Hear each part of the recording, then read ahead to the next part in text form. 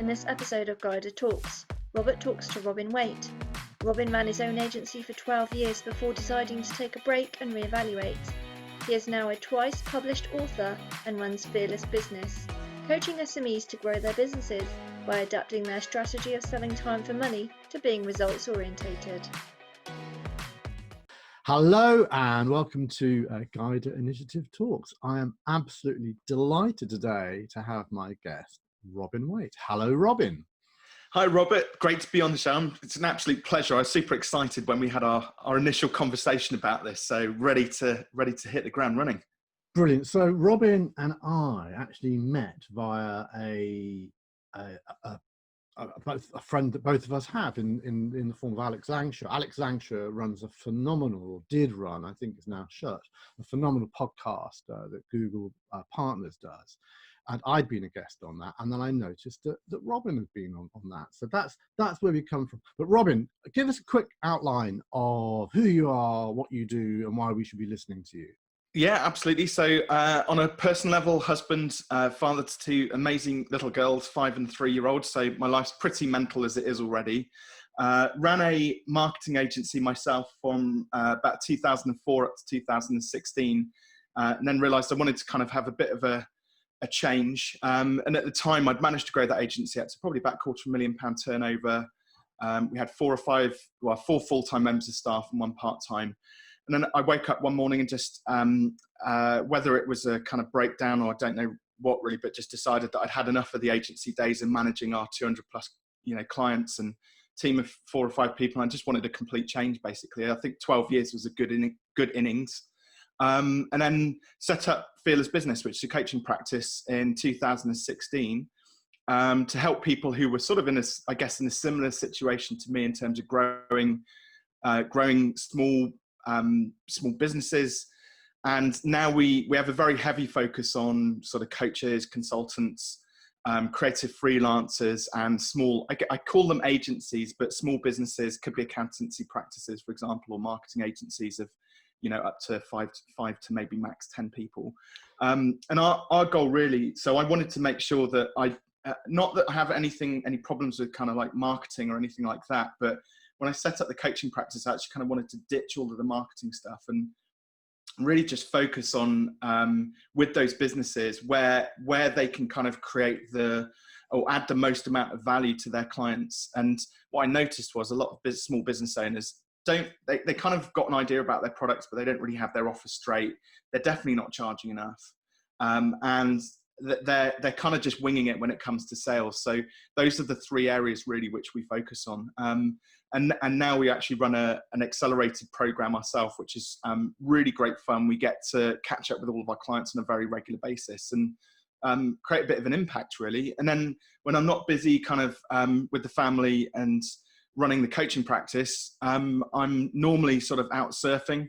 They've just opened up an inland wave garden near me, which is amazing. So that's going to be my regular mecca. They're still kind of in setup mode at the moment and refuse to give me a membership because they're not giving anyone memberships yet. But and then cycling. So we just need to unpick this a little bit. So there's people here, most of the people listening run some form of digital marketing agency, and you nonchalantly say, oh, we got up to $250,000, and for some reason I felt I didn't want to continue. I decided I want to go to coaching. Now I bet my bottom dollar that there are people listening here, watching right now, going, bloody hell, we've been busting a gut getting this agency. We've got this agency to $500,000. We've got 8 staff. It's so incredibly difficult. Do I continue? Do I retract to being a one-man band, one-person business? Do I actually push to get to 20? Because so can you just unpick a little bit about the aha moment that went, my God, what am I doing here running an agency when I could be helping other people run agencies? Yeah, I mean, there was nothing like intrinsically wrong with the agency itself and the model itself. It was actually a very personal decision. So I was out, the actual aha moment, if you want to go in, and I don't mind giving away the gory details, but I think for some people it will resonate with them. So I was out with my cycling buddies on a Sunday morning, and I went down, there's a local categorized climb called Froster Hill. And I hate going up the hills, but love going down them super quick. So it was the first time I'd ever hit 50 miles an hour. So I hit 52.5 miles an hour, according to Strava, going down this hill, which is pretty quick on a push bike, and got to the bottom and I just broke down, just not my bike, as in me. I just totally lost my am I allowed to swear? Lost my shit. And yeah. The guys were really worried about me. And I just said, look, guys, just go back to the cafe. I'll meet you there a bit later on. I did end up meeting them there. But in the meantime, I just went to a quiet spot, which so happened to be next to a railway line, and was just kind of like contemplating, like trying to figure out why I'd ended up in this total mess, and mess in my mind, I mean. And really all it came down to, so we're about 3 weeks off having our second baby. So we had a planned cesarean with both of them. And I realized that I'd been so busy building this thing for 12 years and just hadn't really put a decent amount of time into family. And I realized that when I went off on paternity leave for the second time, that when I did it for the first time, I only took like a couple of weeks off and was straight back into it and bitterly regretted it. And this time around, I just wanted to have a total break. I didn't want to have to deal with stuff, didn't want to have to deal with clients. I just wanted to focus on the family. And whether it was the right or wrong decision, the only way I felt I could do that was to basically close the agency down. And of course, I went home, told my wife about it, and I got the international sign of distress, and she's like 8 months pregnant, like, what are you doing? And I was just like, I just can't do this. I just need a bit of time to kind of refocus and think about me for a change, because everything had been about serving clients and serving staff and serving everybody else for like 12 years. So on the Monday I went in and I told my team, I said, I'm really sorry, I've got some bad news, because I'm going off in 3 weeks and so are all of you. And they kind of looked at me quizzically and I was like, this is it. I just can't do this anymore. And actually I'd set the business up in such a way that I'd created quite a nice amount of passive income, or passive, kind of semi-passive income coming in from sort of support and hosting contracts. And so it wasn't like I was just switching off everything. It was like there was still going to be income coming in. I just needed the time and space to think about things. So we'll just stay there for a moment, because I know several people who've got agencies to 20, 25 people. One's a PR agency, one's a digital agency, one's a full service agency, as it happens. And every one of them had some kind of an aha. And I talk about it quite often, which is that on your own, it's easy to earn £100,000 a year, €100,000, $100,000. Take away 500 £500 for the accountant, you're left with 99,000. 500 quid for a new computer, you're left with 99,000 quid. At £1 million turnover with 10 people at 10% net profit, hey, you're making £100,000, Yeah. And there's this, valley of death you go through to go from one place to the other. And I think loads of people get stuck at about 5 or 6 people in that valley of death, where they're working harder than anyone else in the business. The next person they're going to employ is going to be a non-fee earner, or if they're not a non-fee earner, they're going to be a beginner, or if they're not a beginner, they're not going to be able to trade. And you just have this. There's one woman in particular who just had this aha. She had 25, 27 people in a PR agency, and she just suddenly realized, what the heck am I doing? I'm not going to be able to sell this stuff because it's my name PR agency. So that the business will just evaporate as soon as she leaves it. And she just suddenly realized she was doing loads of work in order to pay the mortgages of all the people that she employed, and the office, and the stress, and never being on holiday, and she could work on her own and working with the sorts of clients only that she wanted to work with on her terms, doing awesome work, and she'd be happy, and she could take 6 months off if she wanted, because it was all on her terms. So I guess one in 20, 1 in 30 agencies I see end up not doing, not being an agency anymore. Yeah. And on the program that I run with Google, we got 38 people on the program this year. I wouldn't be surprised if one of them goes, you know what, I'm going to become a consultant, or you know what, I'm going to actually apply all this cool stuff that I do for clients onto something that I think is really cool. Like, I don't know, like I love these things and I think I can sell them. So I'm going to get a fulfillment warehouse and I'm going to market my own product rather than do it for someone. So brilliant story. Let's just get back to you're the marketing guy, so I'm going to ask you the tough questions. My question is always about marketing for agencies, but also just so we can get a handle on what you do now. Yeah. 3 questions. Why should people bother to buy from you? What makes you different from the rest? And what is your brand? So in terms of kind of what is probably I suppose what's different about me is I'm a very mathematical person, and so marketing actually doesn't, that's a much more creative business, and it didn't really kind of like, it appealed to the mathematical side of things because we're doing web design and branding, which there's an element of maths in both.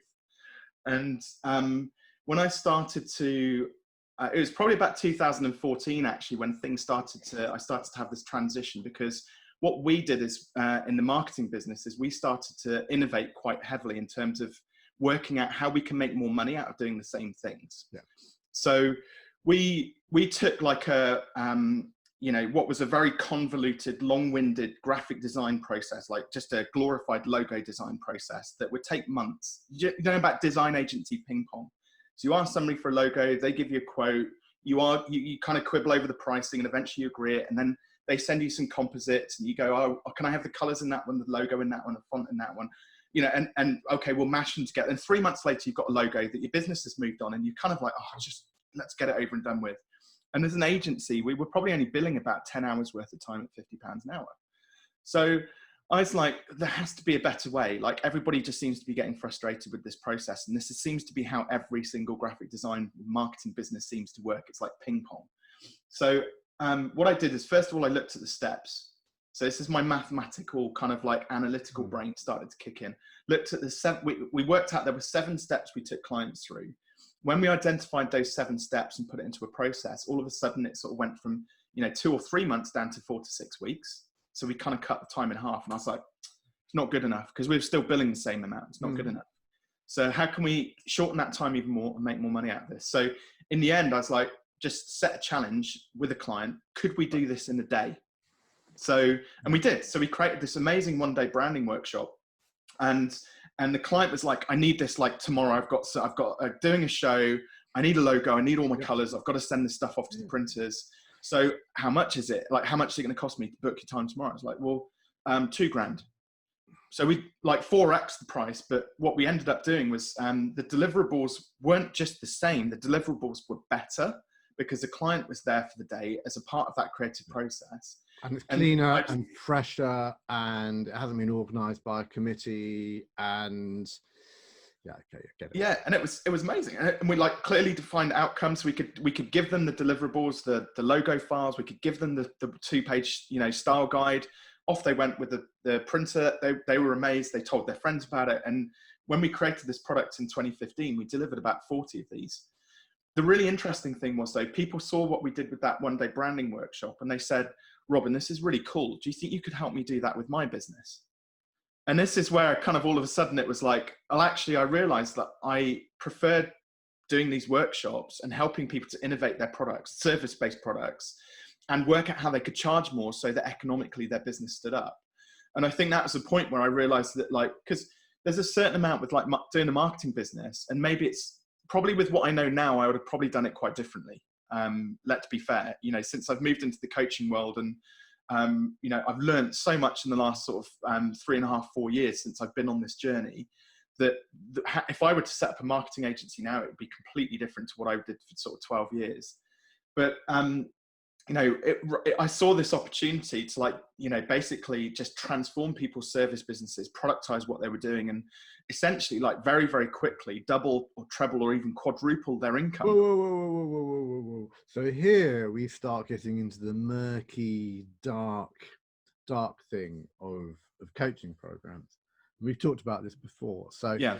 So there's this bloody silver bullet, triple your profits in 5 days or your money back thing, which hopefully everyone now knows is just marketing bollocks. But there are people out there doing good work. And, you know, I just really pity the poor, younger, less mature business owner who goes onto Google and goes, how do I grow my business? And woof, down it comes. Everyone and their uncle and their friend and their brother promises to double, triple, quadruple. Now, Yeah.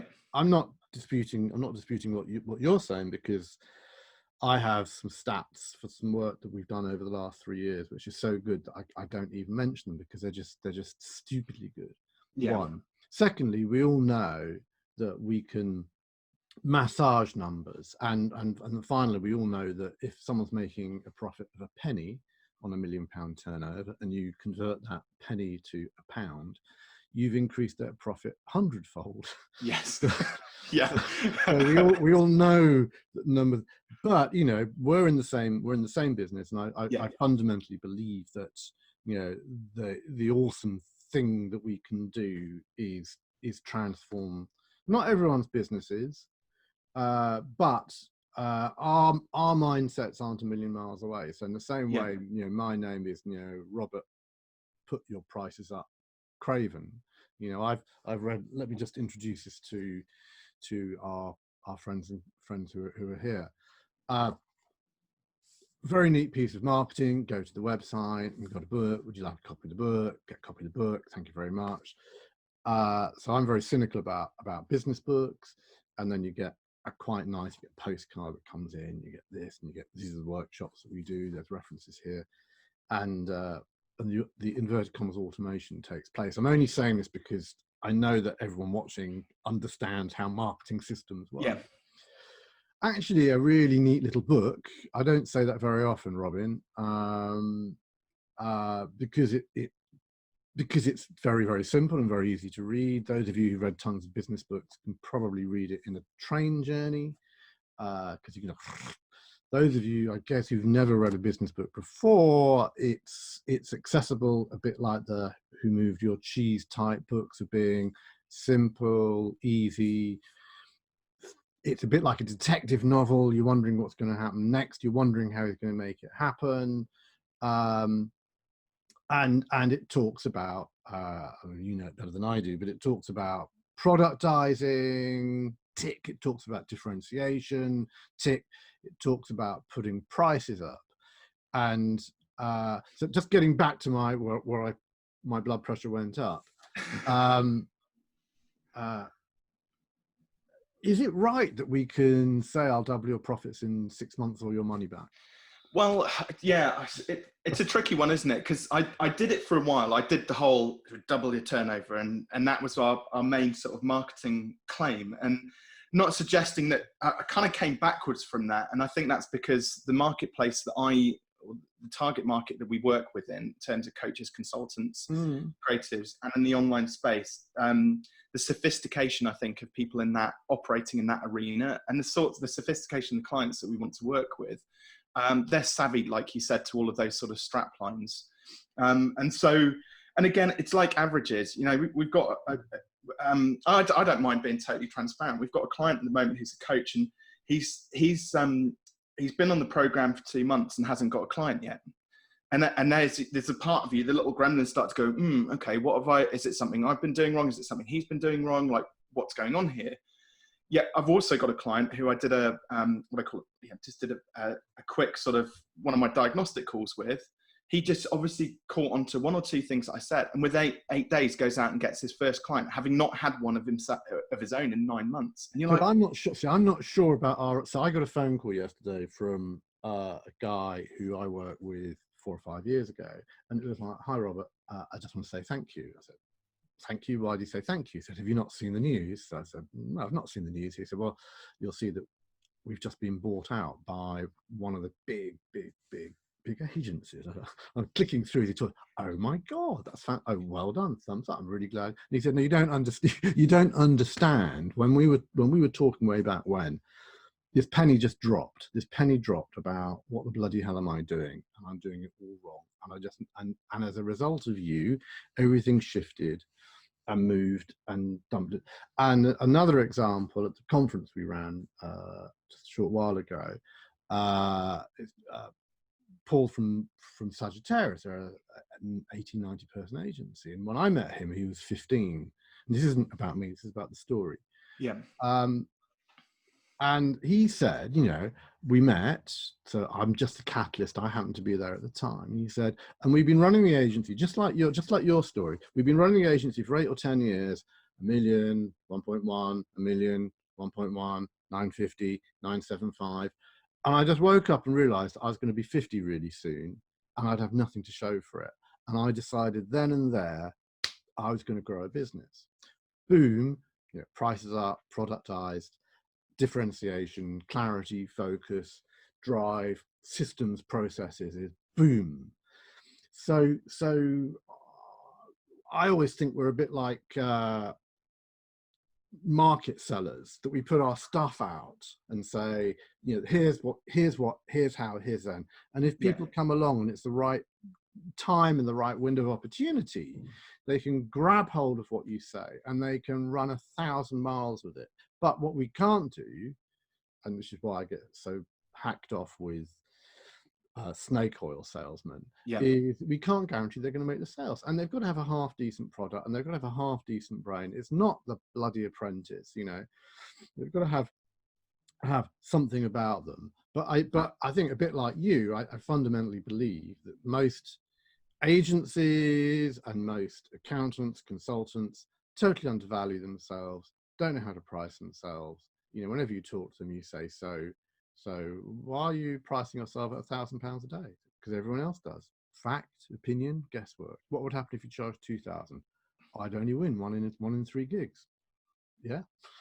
That's okay. That's acceptable. Keep going. Is there a problem? What do you win at the moment? I only win 1 in 2. Yeah, well, fine. So what's your problem? And that's where I think coaching gets interesting, getting into the. So you alluded very briefly to your program. So just give us without a big push, without saying buy from me today, please. Just give us an outline of what you mean by the program. So basically we kind of work around three core pillars. So pricing, obviously we've talked about, you know, at length, and but the first core pillar is typically product. So because we work with a lot of service-based businesses, what they tend to do is they'll talk about all the features of their product and not really about the outcomes and the results which they deliver. And obviously everybody buys outcomes and results. They don't buy the tools in the back of the AA van, basically. So we help them to kind of optimize and learn how to articulate that offer, and plus build all of the assets around it. So it's not just about like their core offering. It's actually about, well, what assets do you need to build in order to kind of make people aware of what those outcomes and results are? What's your qualification process? How do you assess whether these clients are a good fit for you? How do you consult with them? So we take them right the way through that customer journey, and that all forms part of the product architecture. Second part then is around pricing, because like you just alluded to, like there's no science really behind pricing. That, you know, Dave looked at Steve looked at Trish looked at Donald, and Donald looked back at Steve, and so Steve's actually setting the pricing. And like 95% of people might all be charging the same amount, but they might all be wrong. So what we do is we have like a process where we just get them to, like you said, go and validate at different price points. At least go and get the data. You know, because I'm the maths guy. I'm all about data and feedback. So rather than changing your prices like once or twice a year, and you know, being not very fearless, being, you know, bit timid and just doing it like by 10 or 20% maybe. Well, what if you did go out and pitch it to 10 or 20 people at double the current price or treble the current price? At least, and most people are like, you know, international sign of distress, like my wife did, you know, 3 years ago. Couldn't possibly do that. Nobody will buy it at those sorts of rates. And I just say, well, empirically, can you give me empirical evidence to say that people won't buy that price? Go out and pitch it to 20 people. And then if all 20 people come back and say no, cool, we can agree that that's too expensive, provided they're like within your target market. So the product's better, prices are now higher.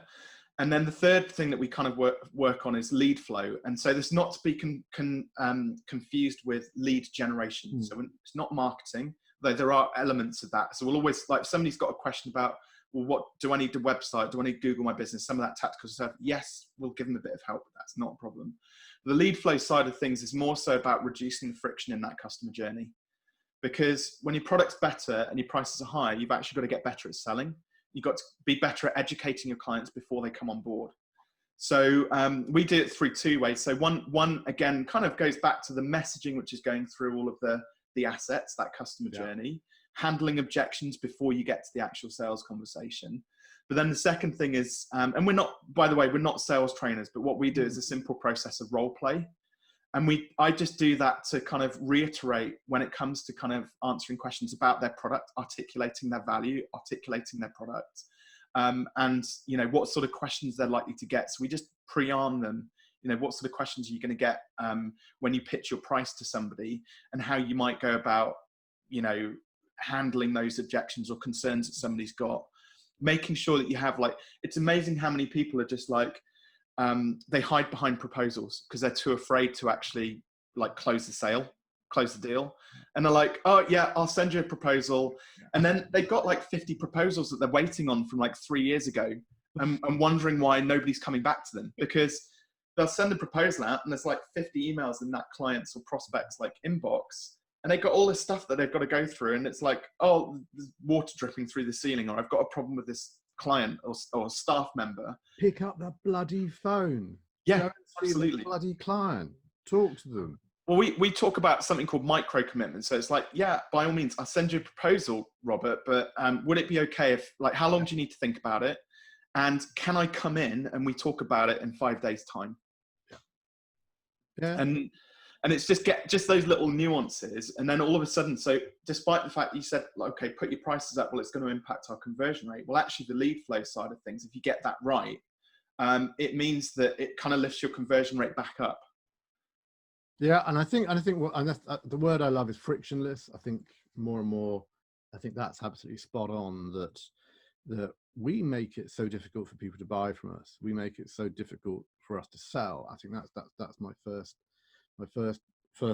really sort of big point about that. And we, you know, we had a client who, she used to take 14 days to get back to a client, and she converted 1 in 5.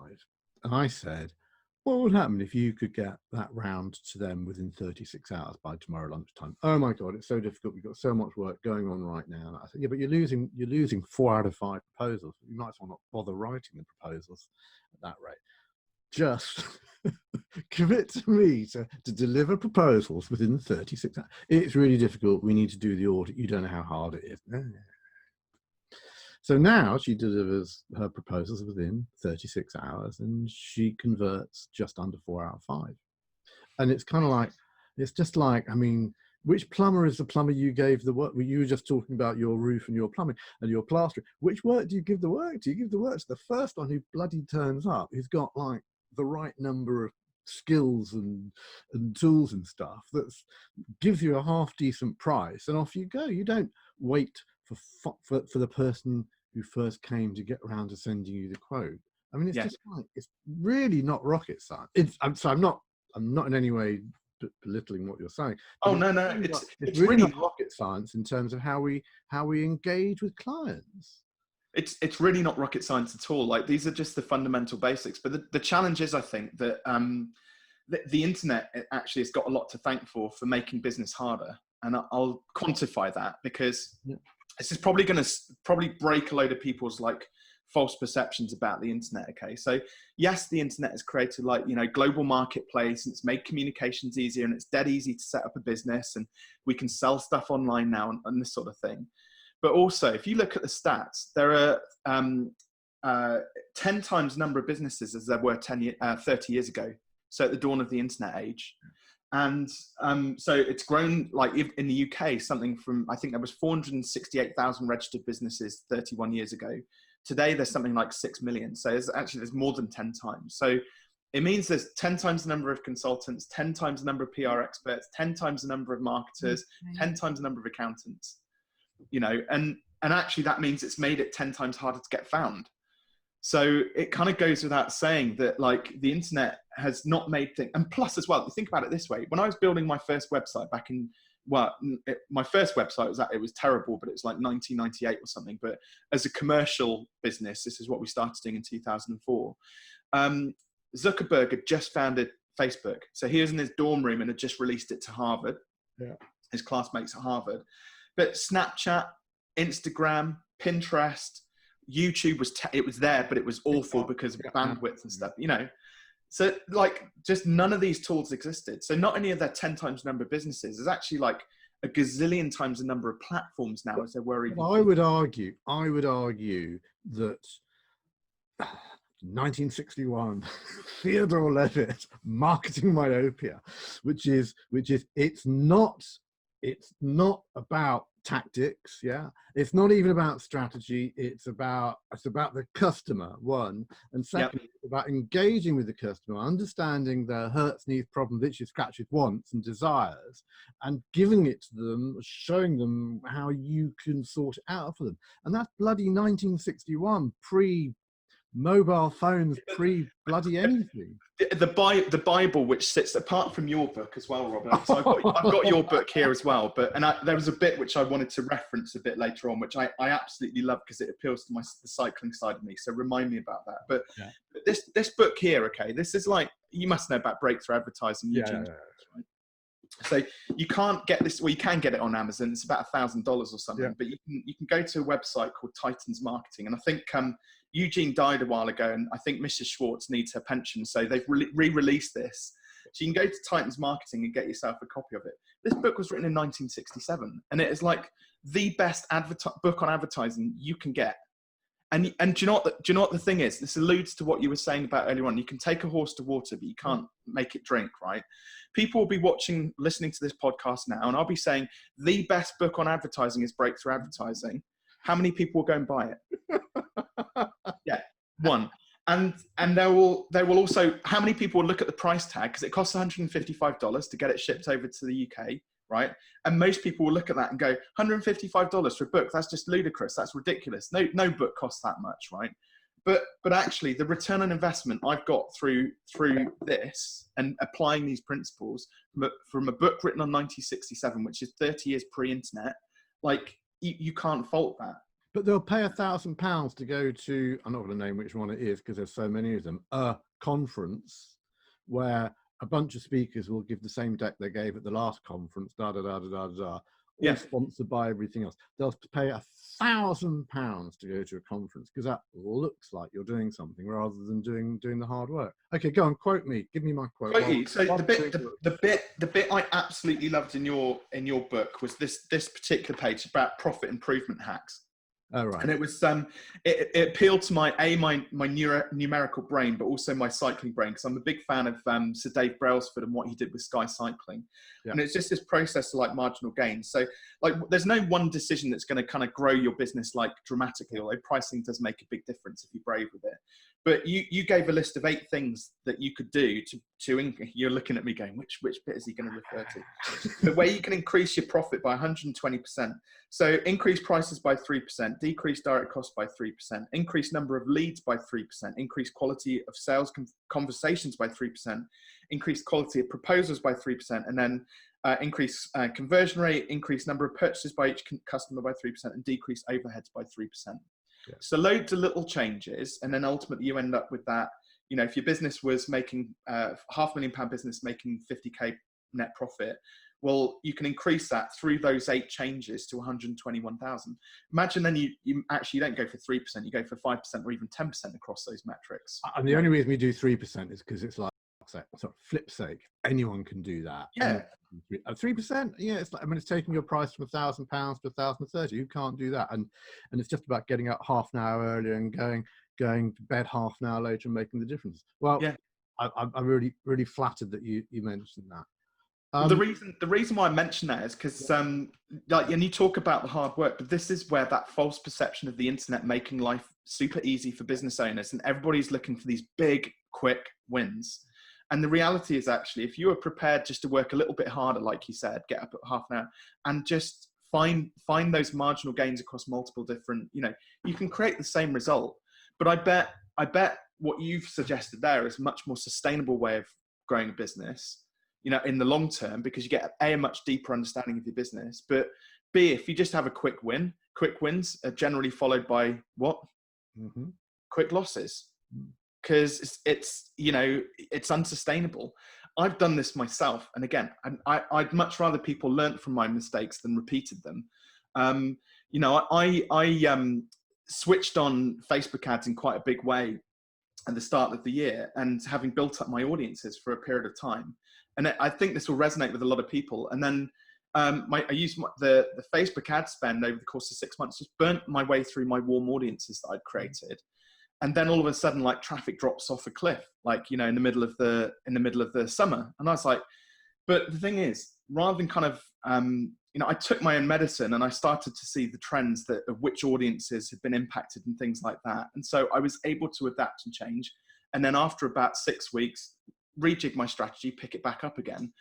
But the mistake I see a lot of people making is they just keep on throwing good money after bad, and they just go and go and go. And then, you know, traffic and everything drops off a cliff, and they're like, but it worked like 6 months ago. Why isn't it working now? And they don't kind of do the maths and go, well, actually it's because the internet moves quicker, like things change in a heartbeat. So what was working 6 months ago, like, it's not gonna work and have the same impact as it does today. And I think the key thing is, like, to get business owners thinking like future forward, future vision for their business. I know you can't predict necessarily what Facebook and Google are going to do, but you've got to stop making the same silly mistakes that you were making sort of 6 months ago. Yeah, absolutely. I mean, it's that phrase when we say in the old days, you know, when I was first in business, which is a million years ago, in the old days was 20 years ago, you know, and when we kind of came into the noughties, in the old days was in the 90s. And now in the old days, it's like last week or last month. I mean, I think the what worked, apart from those fundamentals of engagement and fundamentals of understanding who the customer is, what worked in terms of tactics just races ahead. Right, new question. For agency businesses, I mean, I'm talking about short term today as opposed to long term. I'll ask you about the long term in a minute. But what do you think short term today? What do you think the biggest challenges are for agency businesses that you see? I mean, how do you think they should deal with them? Biggest challenges today, it's got to be competition. You know, there's if you imagine, like, put some, I don't know, give me an example of an agency, web design. Should we go with a web design business, for example? Okay, so go with web design business, yeah. So you can, as a business owner, you can go out and you can choose to get your website set up on Weebly or Wix or WordPress or something like that. Yeah. Get it hosted, cheap as chips or even free. And so what you end up with is kind of this bandwidth, which businesses, agencies kind of sit on, which is somewhere between like Squarespace, Wix, Weebly free, and like those super expensive agencies that cost hundreds of thousands of pounds a year or even millions of pounds a year to work with. And you can actually, as an agency, you can kind of like pick where you fit along that line. But in terms of how this bandwidth operates, you've got to imagine that there's a curve which kind of you know, it's very high. It's an exponential curve. It's very high at the free cheap DIY end, and then it's like there's one agency at the other end that's charging the most out of everybody. And what's interesting is the more expensive you are to the outside world, the less competition there actually is.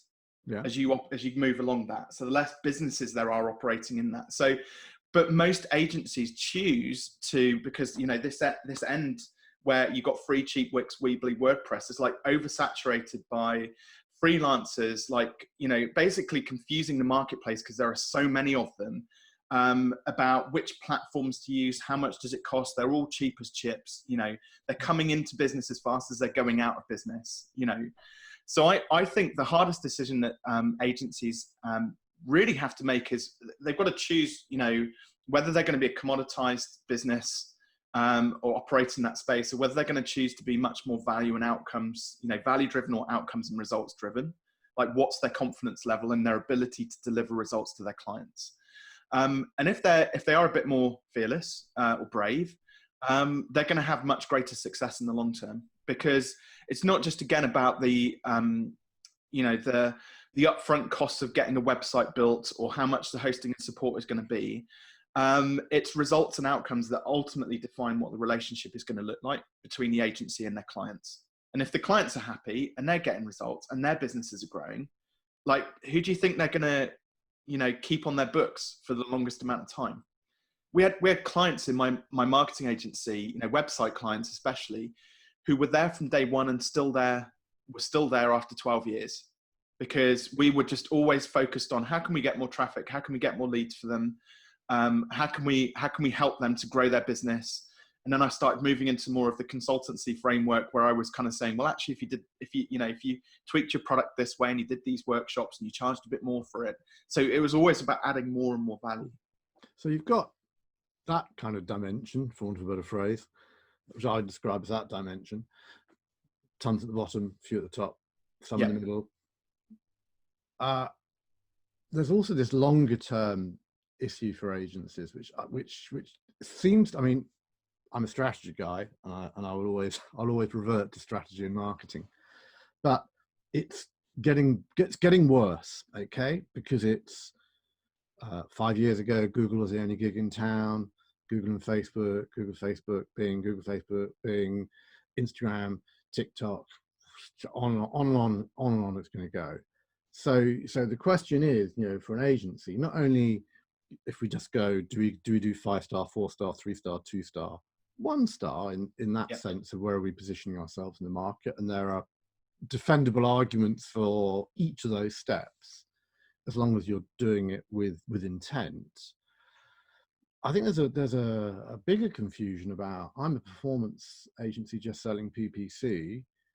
I think maybe I need to become more of a full service agency, or I'm a full service agency, but everyone's asking for PPC. I think maybe we need to get more PPC. And then on top of that, we've got management consultancies buying marketing consultancies, and we've got marketing consultancies buying marketing agencies, and we've got marketing agencies buying digital agencies. And then on top of that, we've got the how on earth do I break through the 15 barrier? How on earth do I break the 25 barrier?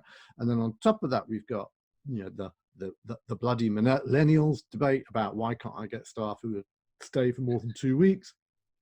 So there seems to be way more noise and ambiguity about what will my agency look like in 2 years, 18 months time. I'd be really interested to know what your angle is on the kind of strategic landscape and how people should be dealing with it. Well, I think you've got to look at your audience. Like, who do you want to serve and who can you add the most amount of value to? Because the thing I've noticed about a lot of agencies is that they're very afraid of niching. They don't like to, if you tell them, well, go and pick dentists, or go and pick medical aesthetics businesses, or go and pick coaches, or go and pick like the accountants, like they're just way too afraid to actually niche.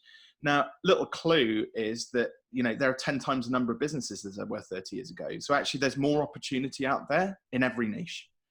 And it's just having but I don't know, I've never been able to quite put my finger on whether it's a core belief system that they don't feel that they can add enough value to individual niches, or that it's just a fear factor of, are we going to be cutting out 99% of our target market by just choosing one target it's market? Not a target. If it's 100%, if it's the whole world, it's not a target market. It's just anyone who's alive. Robert, SME, small medium enterprise. How many times have you spoken to a client, right, and they've gone, you ask them who their target market is, and they go SME, sorry, small medium enterprises. 6 million of them.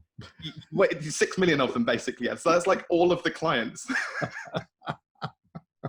I think that's really valid. I think the niche thing's really good. The agencies that I really love are the ones who hunker down into a niche within a niche. So it's not just